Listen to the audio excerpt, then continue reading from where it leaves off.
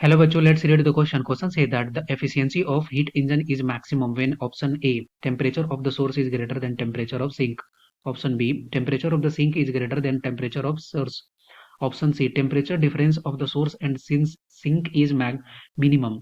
Option D, temperature difference of the source and the sink is maximum. Discuss करते हैं। तो यहाँ पे इस क्वेश्चन को करने के लिए की कॉन्सेप्ट क्या हो जाएगा? क्वेश्चन का की कॉन्सेप्ट हम लोग यहाँ पे यूज करेंगे एफिशिएंसी ऑफ हीट इंजन।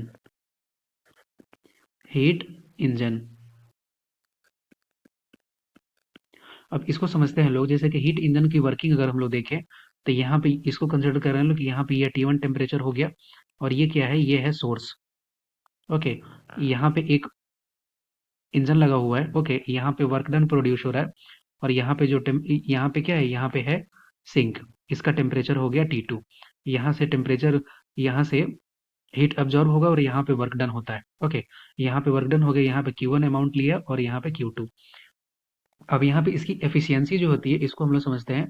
तो जो efficiency of the heat engine है वो किसके बराबर होता है? ये फ्रैक्शन होता है किसके, heat absorb by a machine, और ये जो ट्रांसफर करता है किसमें, वर्क में। तो एफिशिएंसी क्या है, एफिशिएंसी जो होगा इसका जो फॉर्मूला होता है वो क्या होता है, ये होता है T2 minus T1 upon T2।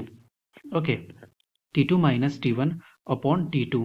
अब यहाँ पे हम लोग क्लियरली देख सकते हैं कि एफिशिएंसी का वैल्यू इंक्रीज करेगा अगर ये T2 माइनस T1 का वैल्यू क्या करे, ये वैल्यू जो है वो यहाँ पे मैक्सिमम हो। इसको अगर हम लोग मान लेते हैं कि यहाँ पे जो ये सोर्स टेम्परेचर है ये T1 है और यहाँ पे ये जो है ये T2 है, तो T2 minus T1 upon T2। Okay, तो ये वैल्यू अगर मैक्सिमम होगा तो फिर एफिशिएंसी क्या होगा, मैक्सिमम। देन क्लियरली हम लोग बोल सकते हैं कि एफिशिएंसी मैक्सिमम होगा जब temperature difference of the source and the sink is maximum.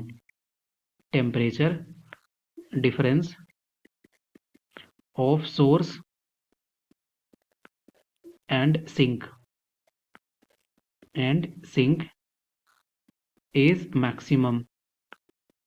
उस टाइम पे एफिशिएंसी क्या होगा, उस समय एफिशिएंसी जो होगा हीट इंजन का वो मैक्सिमम होगा। तो यहाँ पे कौन सा ऑप्शन सही हो गया, option D. I hope you will be understood it well. Best of luck, thank you.